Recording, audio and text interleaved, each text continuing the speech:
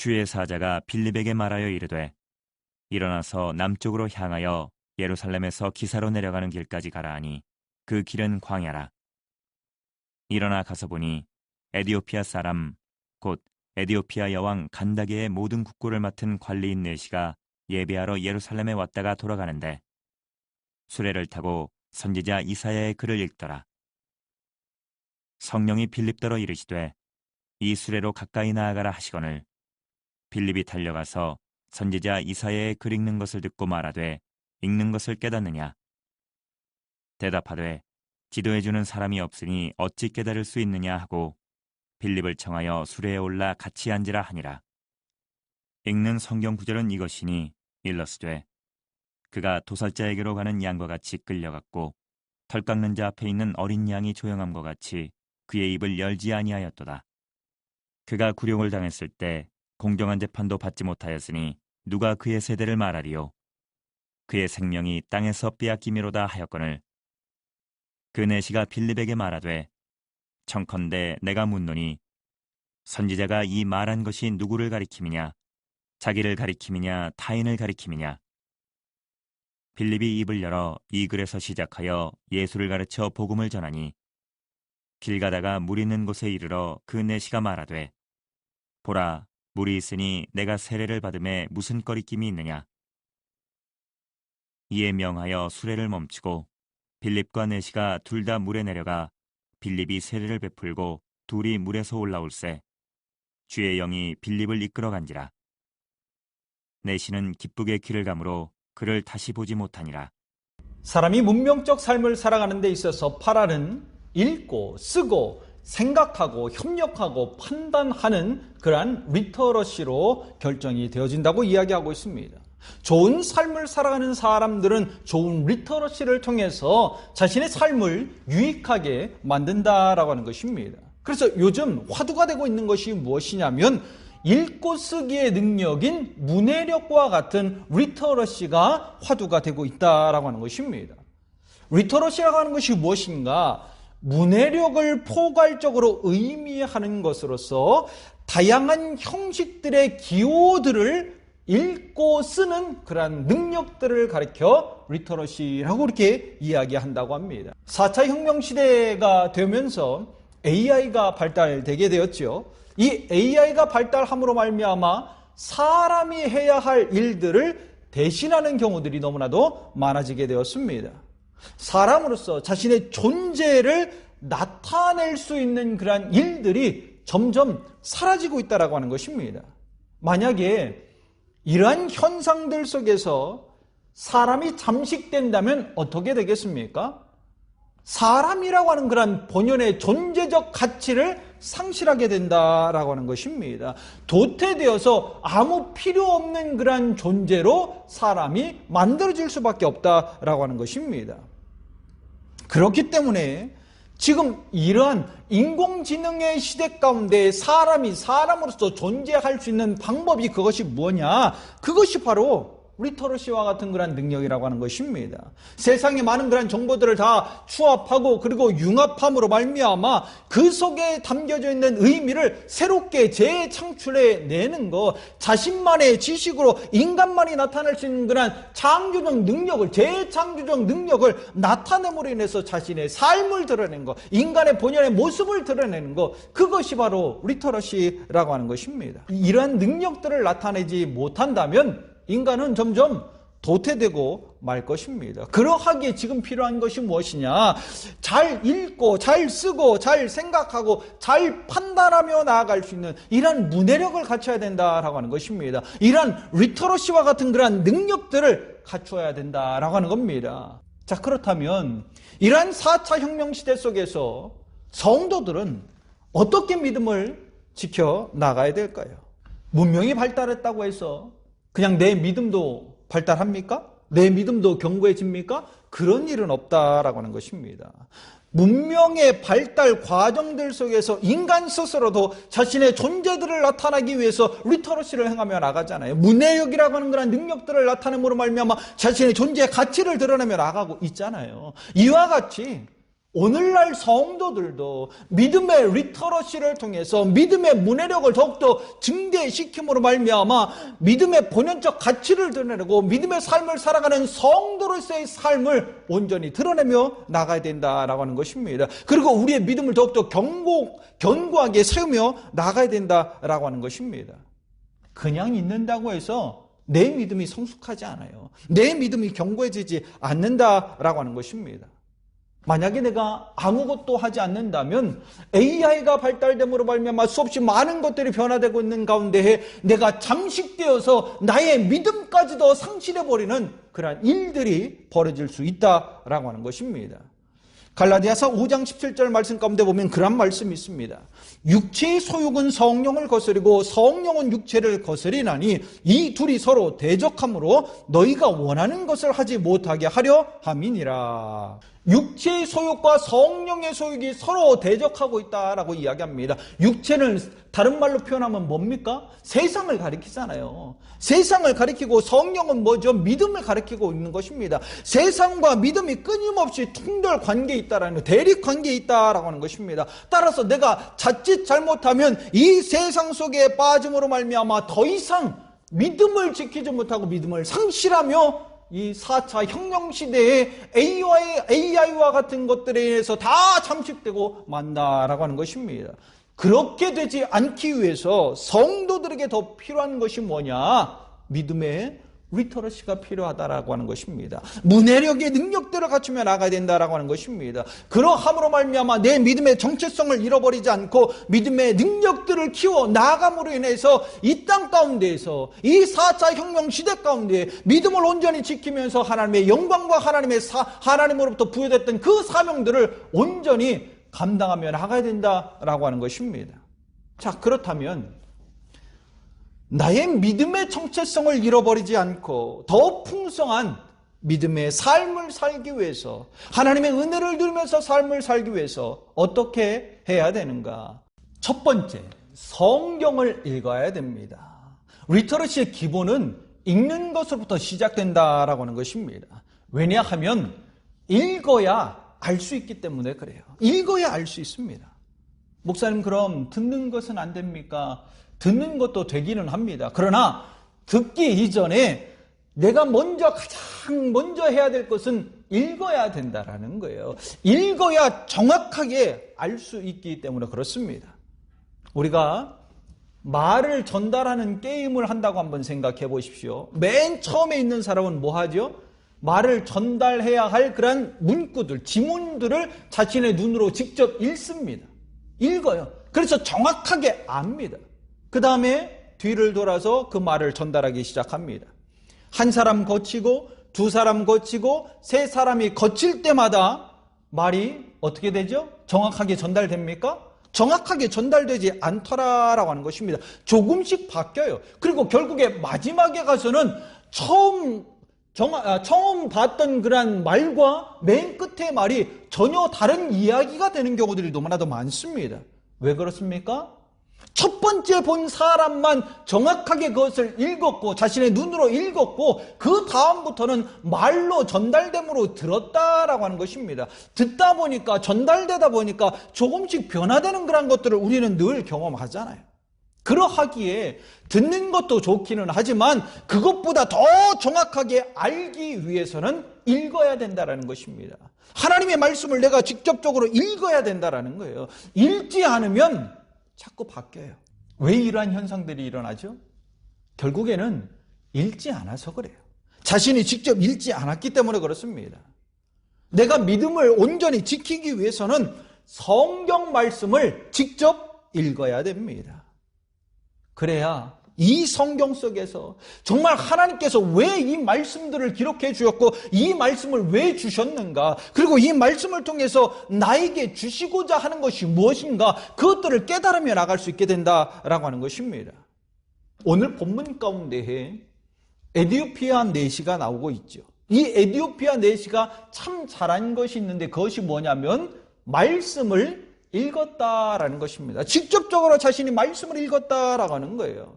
오늘 본문 27절로 28절 말씀 가운데 보면 일어나 가서 보니 에디오피아 사람 곧 에디오피아 여왕 간다게의 모든 국고를 맡은 관리인 네시가 예배하러 예루살렘에 왔다가 돌아가는데 수레를 타고 선지자 이사야의 글을 읽더라. 지금 뭐 하고 있죠?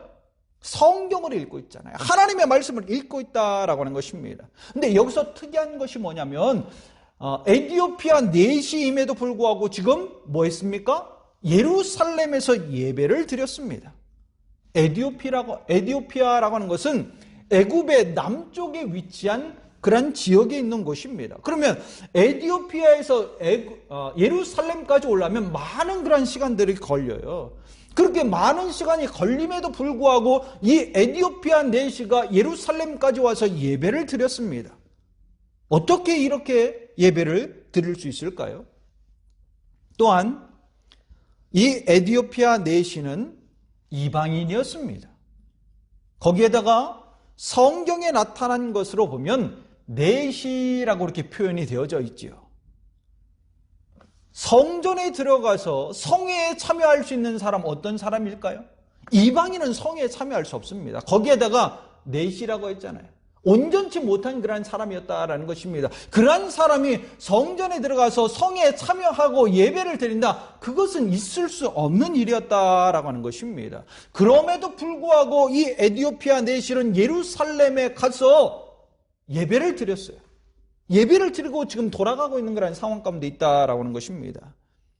어찌 됐든 간에 이 에디오피아 네시의 마음 가운데 하나님을 향한 예수 그리스도를 향한 믿음이 신실함의 모습으로 갖고 있었다라고 하는 것입니다. 믿음을 갖고 있었다라고 하는 겁니다. 자, 그러면 이 에디오피아 네시가 어떻게 믿음을 가질 수 있었을까요? 느닷없이 믿음이 생깁니까? 그거 아니잖아요. 성경의 말씀을 읽었기 때문에 그렇다라는 것입니다. 말씀을 읽음으로 말미암아 전혀 다른 믿음의 세상을 보게 되었고 이 속에 성경 말씀 속에 참된 진리가 있다라고 하는 것을 깨달음으로 말미암아 그가 내심에도 불구하고 이방인임에도 불구하고 믿음을 갖고 나는 주님을 믿겠노라고 하나님을 믿겠노라고 예수 그리스도를 자신의 구주로 영접하겠노라고 그러면서 예루살렘까지 와서 예배를 드렸다라고 하는 것입니다. 무엇으로부터? 하나님의 말씀을 읽음으로부터 그 말씀을 읽고 깨달았다라는 거예요. 그 말씀을 읽고 하나님을 향한 믿음을 갖게 되었다라고 하는 것입니다. 오늘날 우리가 살고 있는 그런 시대를 한번 생각해 보십시오. 아니, 내 상황들 한번 생각해 보십시오. 내 주변에 많은 성도들이 있을 거예요. 많은 지체들이 있을 거예요. 그 지체들이 말씀을 얼마나 읽던가요? 아니, 다른 사람 생각하지 말고 나를 한번 생각해 보십시오. 내가 얼마나 일주일간에 얼마나 말씀을 들여다보고 있습니까? 얼마나 말씀을 읽고 있습니까? 점점 말씀을 읽지 아니하는 그러한 시대가 되고 말았습니다. 많은 성도들이 신앙의 연수로 그냥 들은 풍월이 있잖아요. 풍월로 믿어요. 풍월로 믿음 아닌 믿음을 가지며 나가는 경우들이 참 많다라고 하는 것입니다. 풍월로 들었던 그런 말씀들을 가지고 믿음을 간직하고 삶을 살아가고 있다. 그 믿음 온전하겠습니까?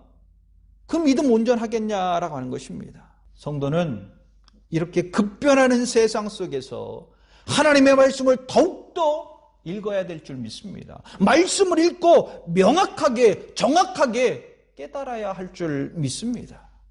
그래야 내 믿음을 지킬 수 있는 거예요. 그래야 내가 끝까지 하나님 말씀 붙들고 믿음의 능력을 내 삶으로 나타냄으로 말미암아 하나님이 부어주시는 그런 은혜들을 삶 가운데서 누리며 삶을 살아가게 되는 것이다 라고 하는 것입니다.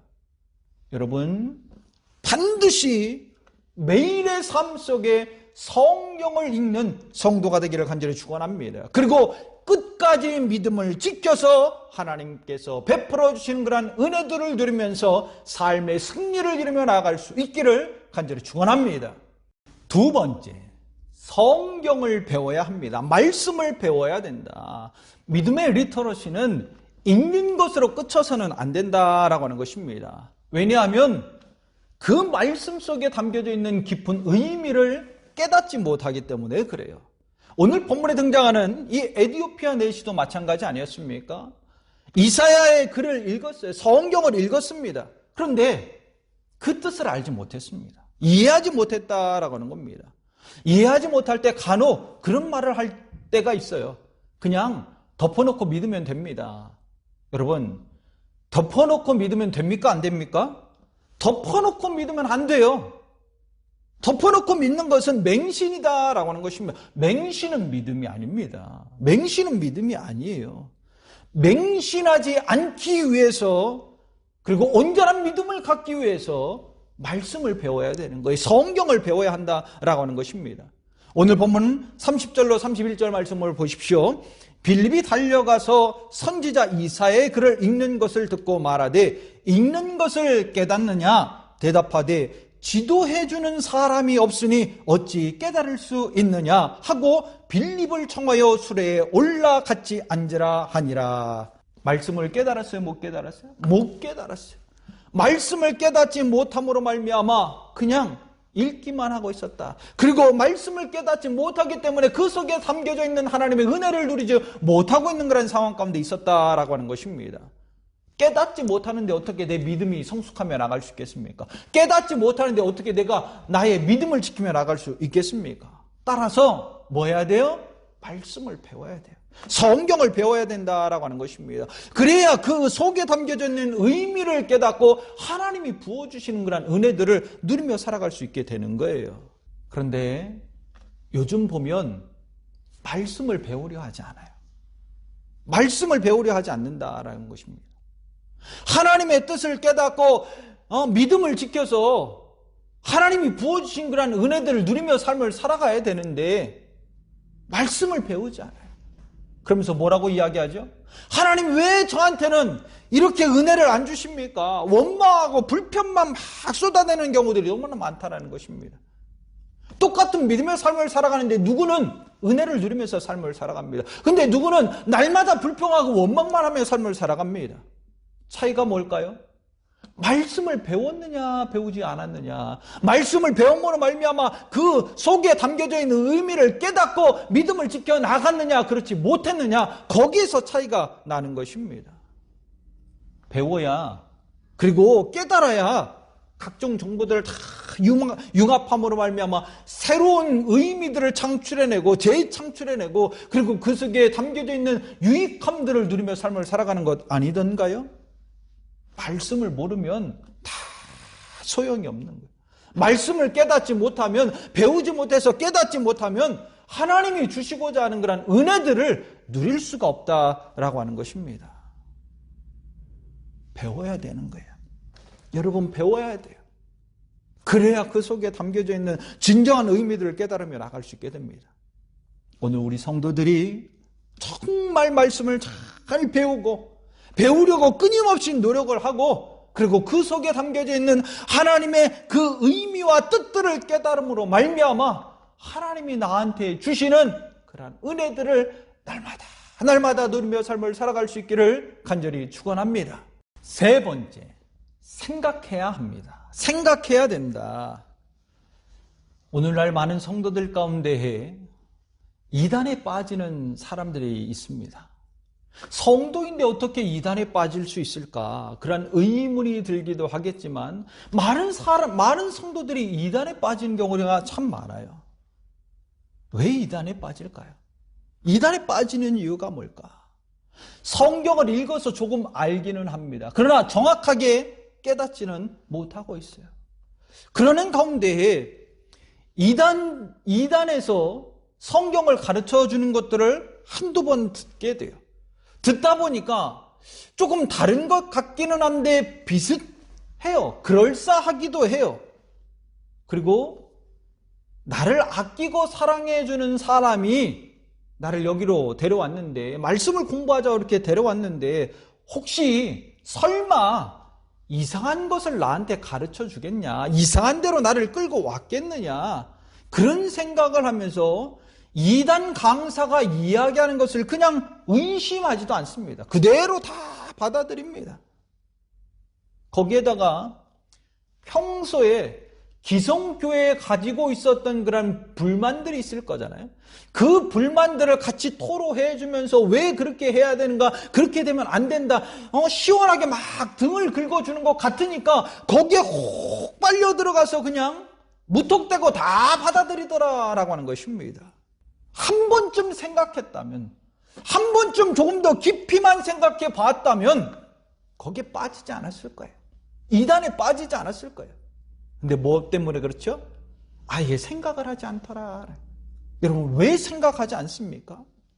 믿음을 지키기 위해서는 끊임없이 생각해야 됩니다. 말씀을 바라보면서 또다시 묵상하고 또 다른 것은 없는가? 잘못된 것은 없는가? 왜 내가 예전에 알고 있었던 것과 지금 가르쳐주는 것이 왜 다를까? 다시 한 번쯤 더 생각해 봐야 된다라는 겁니다. 생각을 하지 않으니까 거기에 확 휩쓸려 들어가는 거예요. 철저하게 따져보는 것이 믿음인 것입니다. 철저하게 따져보고 믿음의 길로 들어가는 것입니다. 그래야 내 믿음을 지키며 나갈 수 있게 돼요. 그래야 하나님이 나를 부르셨던 그런 이유와 목적들을 따라서 사명을 감당하면서 하나님이 부어주신 그런 은혜들을 누리면서 삶을 살아갈 수 있게 되는 것입니다. 예수님께서 제자들을 부르실 때 야, 너, 나 따라와. 그렇게 부르시던가요? 그렇게 부르지 않았습니다. 어떻게 불렀습니까? 마태복음 16장 24절 말씀 가운데 보면 이에 예수께서 제자들에게 이르시되 누구든지 나를 따라오려거든 자기를 부인하고 자기 십자가를 지고 나를 따를 것이니라. 어떻게 따라오랍니까? 자기를 부인하고 자기 십자가를 지고 나를 따라와라. 이 말은 깊이 생각해 보라는 겁니다. 깊이 생각해 봐라. 그리고 철저하게 다 따져봐라. 그 다음에 내가 정말 주님을 의지하면서 말씀을 붙들고 하나님을 바라보면서 믿음을 지켜 나가야 되겠다. 그러한 확신이 들면, 그러한 믿음이 들면 그때 따라오라는 거예요. 그리고 제자가 되라고 그렇게 말씀해 주고 있는 것입니다. 믿음이 그냥 생기던가요? 믿음 그냥 생기는 것 아닙니다. 그리고 믿음이 그냥 지켜지던가요? 그냥 지켜지지도 않습니다. 철저하게 따져보고 정말 확신을 가졌을 때만 믿음을 지키며 나갈 수 있게 되는 거예요. 믿음이 생기며 나갈 수 있게 된다라고 하는 것입니다. 오늘 에디오피아 내시를 한번 보십시오. 성경을 읽으면서 정확하게 다 깨닫지는 못했지만 어떻게 했어요? 빌립을 통해서 말씀을 배웠습니다. 이 말씀은 이러이러한 것이다. 누구를 지칭하고 이렇게 된 것이다. 라고 하는 그런 말씀들을 그가 배웠습니다. 말씀을 배우고 난 다음에 이 에디오피아 내시가 어떤 행동을 했습니까? 느닷없이 침례를 받겠다라고 이야기하고 있어요. 왜 침례를 받았을까요? 에디오피아 내시가 왜 침례를 받았을까? 빌립으로부터 말씀을 배우고 난 다음에 그 의미를 깨달았다라는 것입니다. 의미를 깨닫고 난 다음에 그가 깊이 고민했다라는 거예요. 깊이 생각했다라고 하는 것입니다. 그 결론이 그래, 내가 침례를 받고 끝까지 믿음을 지키면서 그리스도인의 삶을 살아가겠다. 하나님을 믿으면서 그 믿음 붙들고 약속의 말씀 붙들고 삶을 살아가겠다. 그러한 결단을 내렸기 때문에, 심사숙고 끝에 결단을 내렸기 때문에 나에게 침례를 달라고, 침례를 베풀어 달라고 그렇게 이야기한 것입니다. 여러분, 아무 생각 없이 그냥 막 도장 찍고 다니면 어떻게 됩니까? 사기당하잖아요. 망하잖아요. 그렇게 돼서는 안 된다라는 겁니다. 리터러시라고 하는 것이 그냥 되는 것이 아니에요. 느닷없이 세상 가운데 막 널려져 있는 각종 정보들의 기호들을 내가 마음대로 막 추합해서 새롭게 재창출해낼 수 있는 그런 능력들이 그냥 나타납니까? 그 능력들이 그냥 내게 주어집니까? 그런 일 없다라고 하는 것입니다. 뭐 해야 돼요? 다 생각해보고, 많은 것도 이것과 이것을 이렇게 융합하면 접목시키면 어떻게 될까? 어떤 결과들을 나타낼 수 있을까? 이런 결과들을 나타내며 나갈 수 있을 거야. 계속 끊임없이 고민한 끝에 결론들이 나타낸 것이 바로 재창출해낼 수 있는 그런 리터러시와 같은 문해력과 같은 그런 능력들을 가지며 나아가게 된다는 것입니다. 그러면서 은혜를 얻는 거예요. 그러면서 기쁘고 유익한 삶을 살아가게 된다라고 하는 것입니다. 믿음의 리터러시도 마찬가지라는 것입니다. 그냥 되는 것이 아니라 말씀을 읽고 말씀을 배우면서 그 가운데 배우고 읽었던 것들을 깊이 생각하고 묵상하면서 결론적으로 도출해낼 수 있는, 내 안에 확신을 가지며 나갈 수 있는 그런 일들이 있어야 된다라고 하는 것입니다. 생각이 없고 고민이 없으면 믿음을 지킬 수가 없어요. 아니, 믿음 자체를 가질 수가 없습니다. 오늘 본문 39절 말씀 보십시오. 둘이 물에서 올라올 새 주의 영이 빌립을 이끌어 간지라. 내시는 기쁘게 길을 가므로 그를 다시 보지 못하니라. 에디오피아 내시가 지금 어떻게 갔습니까? 기쁘게 가잖아요. 이 에디오피아 내시가 어떻게 기쁨을 누리며 삶을 살아갈 수 있었을까요? 어떻게 기쁨을 누렸을까요? 왜 기쁨을 누렸을까요?